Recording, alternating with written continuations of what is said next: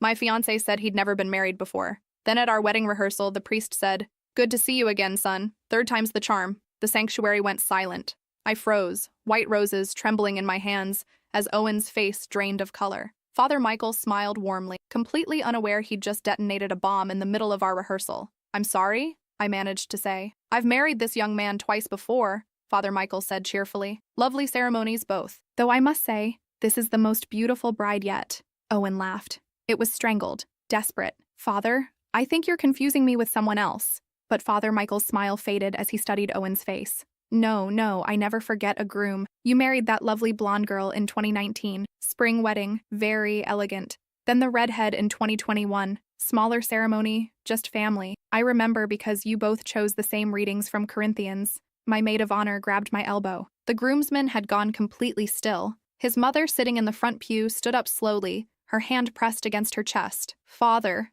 you're mistaken," Owen said firmly. "I've never been married." "Well, not anymore, obviously," Father Michael said kindly. "Annulments, I assume?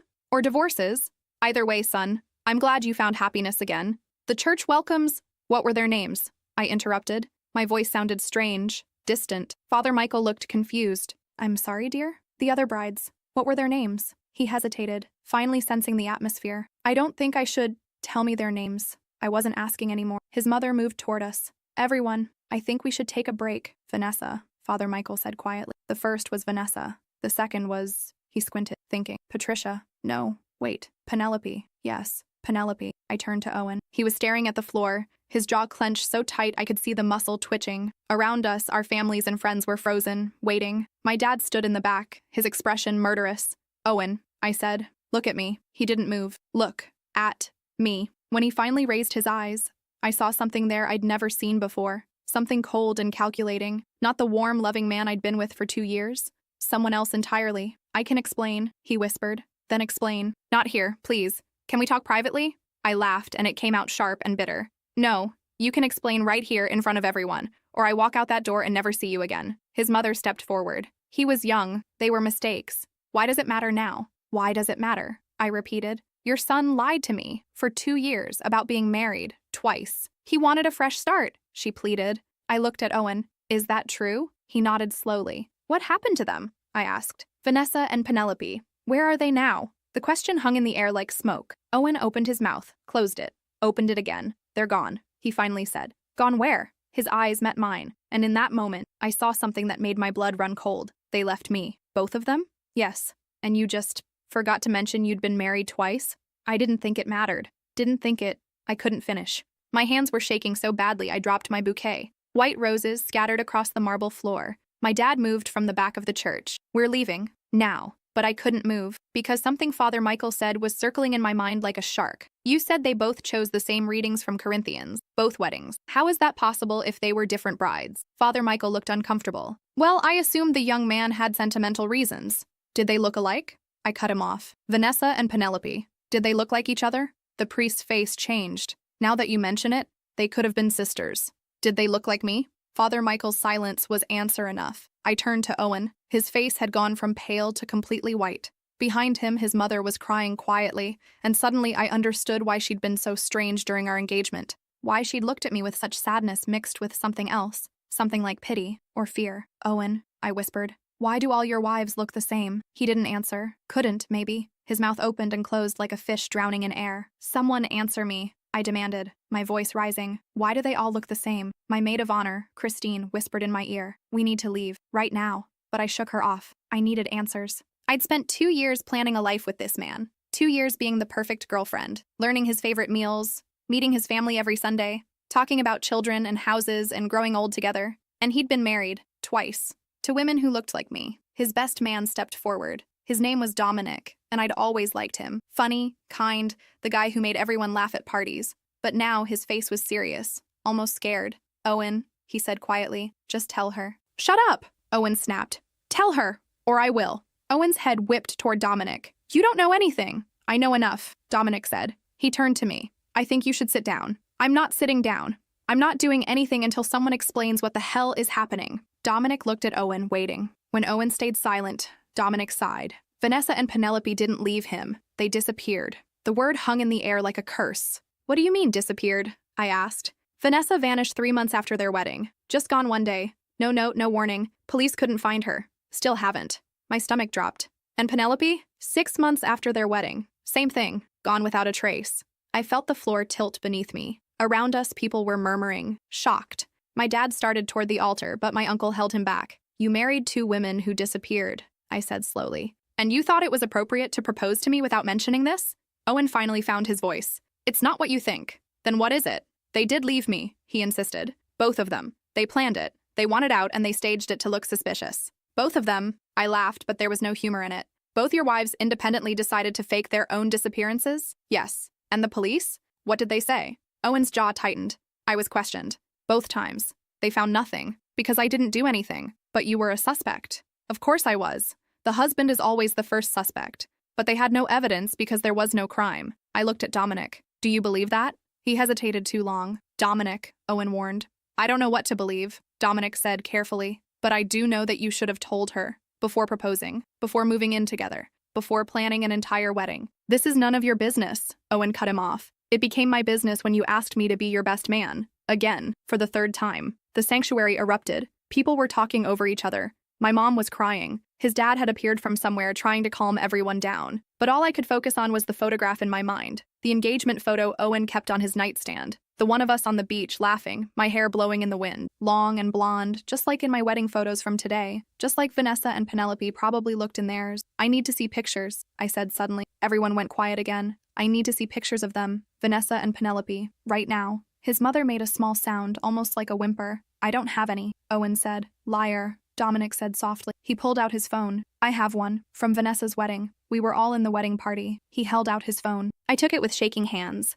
The woman in the photo could have been my sister. Same bone structure, same long blonde hair, same blue eyes. She was standing next to Owen, smiling, and everything about her face was familiar because I saw it every morning in my own mirror. Penelope looked even more like you, Dominic said quietly. It was uncanny. We all noticed, but Owen got angry when we mentioned it, so we stopped bringing it up. I looked at Owen. You have a type. Everyone has a type, he said defensively. This isn't a type. This is a template. You're overreacting. Am I? I held up the phone, showing Vanessa's face next to mine. Look at this. Really look. We could be twins. Lots of people look similar. Not like this. I turned to Father Michael, who'd been watching in horror. Father, you said I was the most beautiful bride yet. But we all look the same, don't we? Same hair, same eyes, same build. You probably can't even remember which wedding is which. Father Michael opened his mouth, then closed it. His silence confirmed everything. I handed Dominic his phone back and looked around the church. My family, my friends. Owen's family and friends. Everyone who'd come to celebrate our love. A love built on lies. I need to go, I said. Wait. Owen grabbed my arm. Please, let me explain everything. Just give me a chance.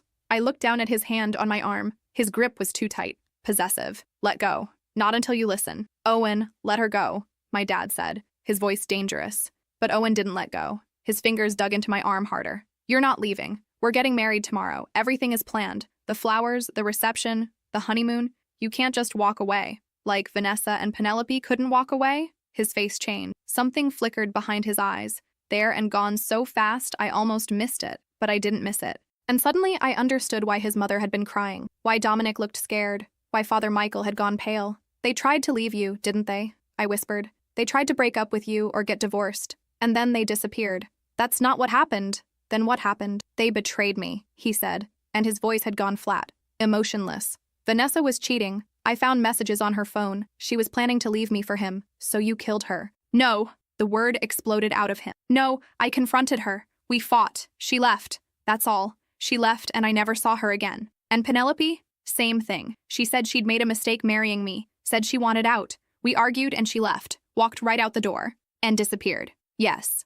And it never occurred to you that this pattern might be relevant information for your next fiancé? You're different, he said desperately. You love me. You would never leave me. The absolute certainty in his voice made my skin crawl. Owen, I said calmly, let go of my arm or I'm going to scream. You're not leaving. Yes, I am. I'll stop you. In front of everyone, in front of priests and 50 witnesses, you're going to physically stop me from leaving? His grip loosened slightly. I yanked my arm free and stepped back, nearly tripping over my dress. My dad and uncle immediately moved between us, forming a wall. Stay away from my daughter, my dad said. Owen looked wild, desperate. This is insane. I'm not a murderer.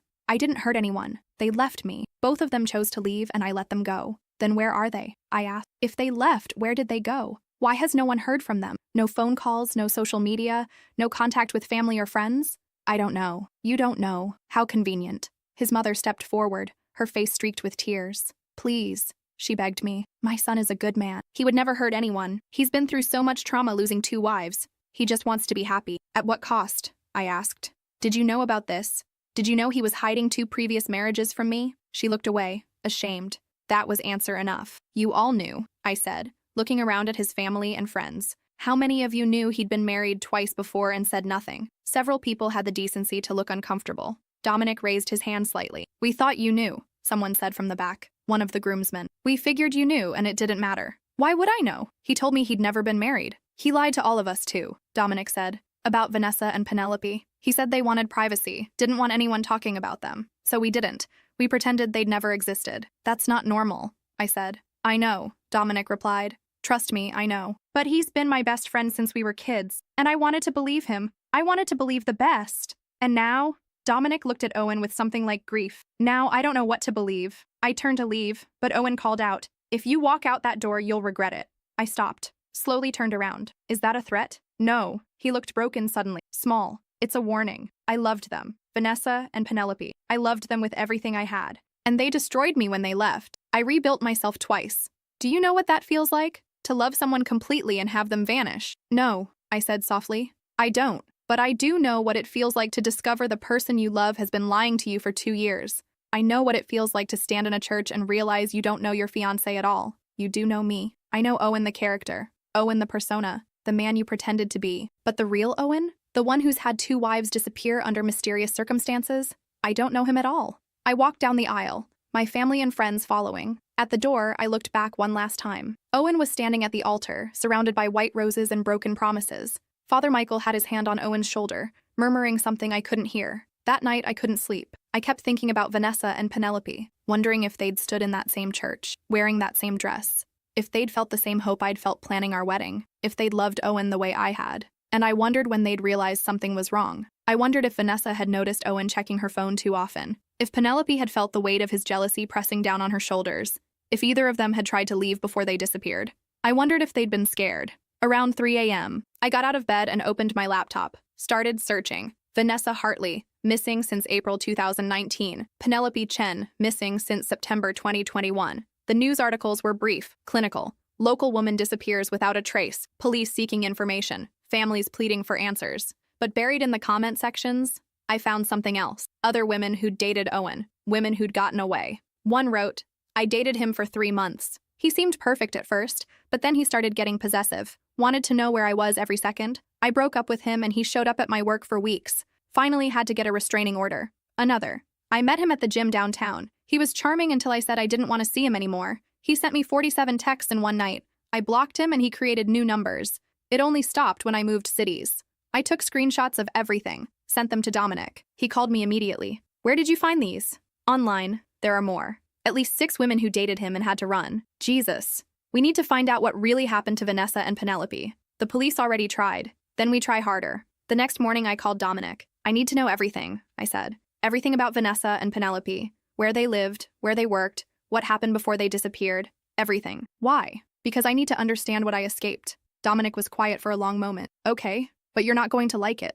We met at a coffee shop downtown. Dominic brought a folder, thick with papers. I started putting this together after Penelope disappeared. I couldn't shake the feeling that something was wrong. He spread the contents across the table. Photos, news articles, police reports, timeline documents. Vanessa disappeared on April 12, 2019, he began. 3 months and 4 days after their wedding. She told her mom she was going to the grocery store. Her car was found in the parking lot. Keys in the ignition, phone on the passenger seat, groceries in the cart, abandoned mid-shop. And the police?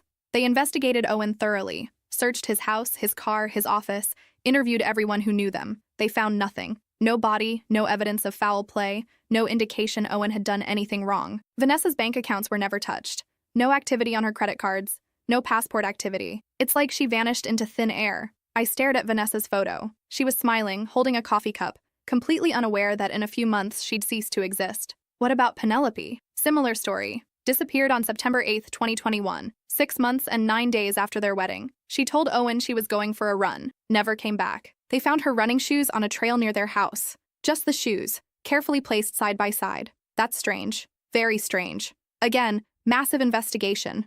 Again, nothing. Owen was questioned for hours. Took a polygraph. Passed. They searched his property with cadaver dogs. Nothing. So he's either innocent or very good at hiding bodies. Dominic flinched. I hate thinking that way about him. But yeah, I looked at the timeline. You said Vanessa disappeared 3 months and 4 days after the wedding. Penelope disappeared 6 months and 9 days after. Right. Tomorrow would have been 3 months and 2 days after our wedding. Dominic's face went white. Jesus. Did either of them try to leave him before they disappeared? Yes. Both of them. Vanessa told her sister she was unhappy a week before she vanished. Said Owen was controlling, possessive. She was planning to ask for a divorce. And Penelope? She told her best friend the same thing. Said Owen had changed after the wedding. Got jealous, monitored her phone. Didn't like her having male friends. She was going to move out.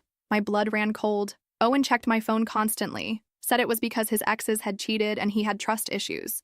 I thought I was being understanding. He did the same thing to them. I felt sick. What else? Dominic pulled out more papers. Vanessa worked as a teacher. Penelope was a dental hygienist. You're a graphic designer. All different careers. But you all went to the same gym. What? Owen's gym. The one downtown. He met all 3 of you there. I thought back to 2 years ago. I'd just joined that gym in January. Owen had offered to spot me on the weights one morning in late February. We'd started talking. He was charming, funny, attentive, knew exactly what to say to make me laugh, asked me out for coffee that same day. The rest was history. Or so I thought. He hunts there, I whispered. He finds women who look like some ideal he has in his head. And he hunts them. I think so. But why? What's the template? Why do we all look the same? Dominic pulled out one more photo. Older, faded. A teenage girl with long blonde hair and blue eyes. She looked like she could be my daughter. Or my sister. This is Owen's sister, Clarissa. She died when Owen was 17. Car accident. He was driving. I couldn't breathe. It wasn't his fault, Dominic said quickly. Drunk driver hit them. But Owen was the one behind the wheel. He walked away with minor injuries. She died at the scene. He's never gotten over it. And she looks like us. Yes. He's trying to replace her. Maybe. Or trying to save her. Over and over again. Some kind of do-over. But Vanessa and Penelope disappeared. He didn't save them. No. He killed them, Dominic. You know he did. Dominic's eyes filled with tears. I don't know. I've been trying not to know for 5 years, but I think you're right. We need to go to the police. And tell them what? Everything we have is circumstantial. He's been investigated twice. They found nothing. Because he's smart. He plans it carefully. Makes it look like they left voluntarily. How? I thought about it. Pieces clicking together. The grocery cart. The running shoes. He stages it. Makes it look like they walked away from their lives. No struggle. No signs of violence. Just women who chose to leave. But where are the bodies? I don't know. But I know someone who might. I pulled out my phone and called his mother. She answered on the 3rd ring. Hello? It's me. We need to talk. I have nothing to say to you. Your son is a murderer. Silence. Then very quietly, you don't know what you're talking about? I think I do. I think you know too. I think you've known all along. Goodbye? Does Owen own any property? I interrupted. Cabin, storage unit, land? Anywhere he could take someone? More silence. Then, his grandmother's house. My heart started racing. Where? I'm not telling you that. Please. If you have any decency, any guilt, any shred of conscience, tell me where it is. Why should I help you destroy my son? Because somewhere, Vanessa's mother is still waiting for her daughter to come home. Penelope's father is still searching. They deserve to know what happened. They deserve closure. She was crying now. I could hear it in her breathing. He's my baby. My only child. Clarissa's death destroyed him. I can't lose him too. You already lost him. The moment he killed Vanessa. You just haven't admitted it yet. You don't understand? Then make me understand. Tell me where the house is. She gave me the address. A rural property 2 hours outside the city, near the lake where Owen's family used to vacation. I thanked her and hung up. Dominic was staring at me. We're going there, aren't we? Yes. We should call the police. And tell them what? We have a hunch based on a pattern and information from his guilt-ridden mother.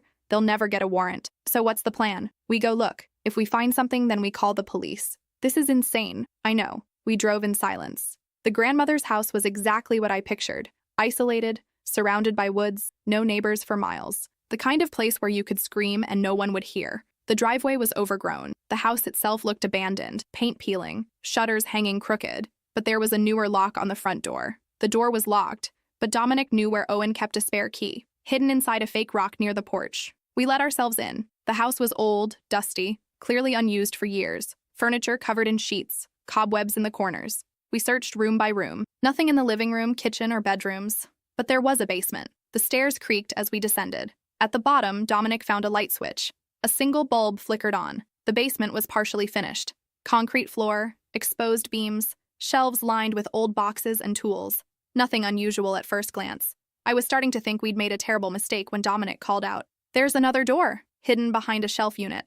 We moved it aside and found a heavy wooden door with a new lock, much newer than anything else in the house. Industrial strength. "We need something to break it open," I said. Dominic found a crowbar among the tools. It took 10 minutes and all our strength, but finally the lock gave way. The door swung open with a groan. The smell hit us first. Musty, chemical, wrong, like a hospital mixed with something else, something dead. The room beyond was small, windowless. A single light bulb hung from the ceiling, and along the back wall I saw them, 2 large freezers, industrial size, both humming with electricity in this supposedly abandoned house. "Oh, God," Dominic whispered. I couldn't move, couldn't breathe, didn't want to know, but had to know. Dominic opened the first freezer. Vanessa stared up at us, perfectly preserved, her blue eyes frozen open. She was wearing her wedding dress, the same style as mine. White roses were arranged around her body. Dominic stumbled backward, retching. I forced myself to open the second freezer. Penelope, also in her wedding dress, also perfectly preserved,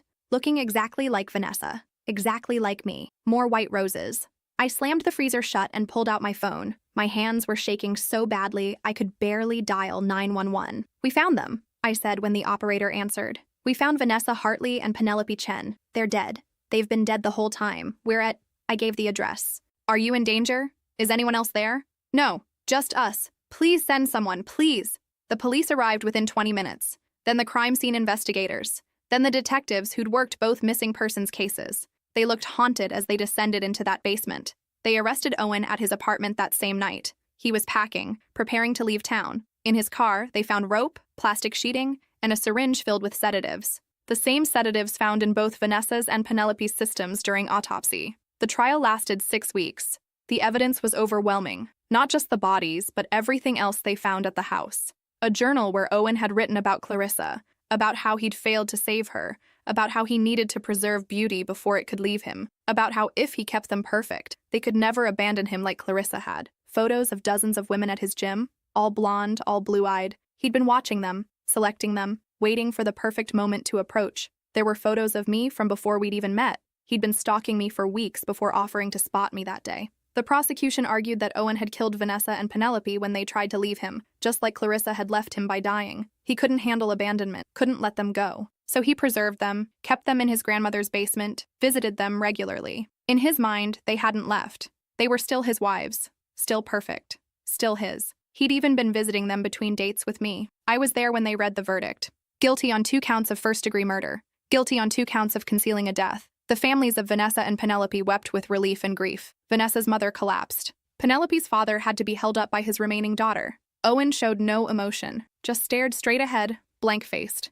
As they led him away, he looked at me. Our eyes met one final time. "I would have kept you safe," he said. "You would have been perfect forever." Those were the last words he ever spoke to me. The wedding venue refunded our deposit. I sold my dress online to a stranger who had no idea of its history. Donated the decorations to a church charity. Canceled the honeymoon to Greece. Erased every trace of Owen from my life. But I couldn't erase the knowledge that I'd been 3 months and 2 days away from disappearing. That somewhere in Owen's mind, there was already a space prepared for me. A 3rd freezer, more white roses. I couldn't erase the nightmares about wedding dresses and frozen blue eyes and the chemical smell of preservation. Dominic and I stayed in touch. He quit being a lawyer and became a victim's advocate, working with families of missing persons. We both needed to turn our guilt and horror into something useful. He testified against Owen at trial, breaking down on the stand as he described how he'd suspected but said nothing, how he'd prioritized friendship over the safety of 3 women. His mother sent me a letter 6 months after the trial. She apologized for not speaking up sooner, for protecting her son when she'd known, deep down, that something was terribly wrong. She'd found Clarissa's diary after the arrest.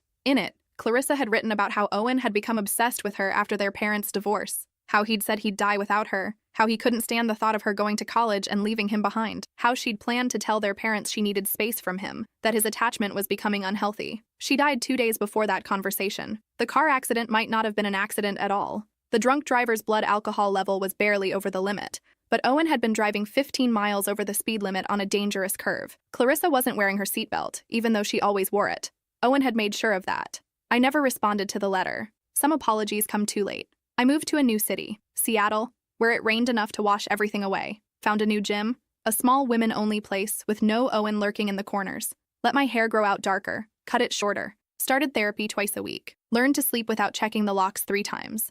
Learned to date without seeing potential killers in every kind gesture. It took a long time. 3 years later, I met someone. His name is Liam, and he has dark hair and brown eyes. About as different from Owen as possible. He's patient, honest, transparent. He makes me laugh. When I told him about Owen on our 4th date, certain it would scare him away, he just held my hand. "Thank you for trusting me with that," he said. "I can't imagine how hard that must have been. Aren't you afraid I'm damaged? Aren't you afraid I might be secretly terrible too?" "A little. Then we'll figure it out together. Slowly. With no pressure. You set the pace. We've been together 2 years now, living together for 6 months. He's never once asked for my phone password or questioned where I've been. He encourages my independence and celebrates my successes. When I need space, he gives it. When I need comfort, he's there. Sometimes I still wake up at night in a panic, certain I smell chemicals and cold air. Liam holds me until the fear passes. "You're safe," he whispers. "You're here. You're alive." And I am. I survived. Vanessa and Penelope didn't. Their families visit them now, finally able to grieve properly. They were buried side by side in a cemetery overlooking the ocean, wearing dresses their families chose, not the wedding dresses Owen had kept them in. Their headstones faced the sunrise. Father Michael retired after the trial. Said he couldn't reconcile his faith with the fact that he'd married a monster to 3 women, that he'd blessed something so evil without knowing. He moved to a monastery in New Mexico, seeking answers I don't think he'll ever find. I hope he found peace. I hope Vanessa and Penelope found peace. I hope Owen rots in prison, forever separated from the women he tried to keep forever. He'll be eligible for parole when he's 73. I've already written a letter for the parole board, to be read at his first hearing. I'll write one for every hearing after that. As for me, I'm learning to live again, to trust again, to love again. But I'll never forget how close I came to being frozen in time, forever young, forever beautiful, forever dead. Every time I see white roses, I remember. Every time I pass a church, I remember. And every time I look in the mirror at my face, darker hair now, shorter, different, the face that almost got me killed, I remember how lucky I am to be here, living, changing, aging, being imperfect, and gloriously, messily alive. That's what Owen couldn't understand. That beauty isn't in preservation. It's in change, in growing, in aging, in being alive enough to make mistakes and learn from them. Vanessa and Penelope never got that chance, but I did. And I'm not wasting it.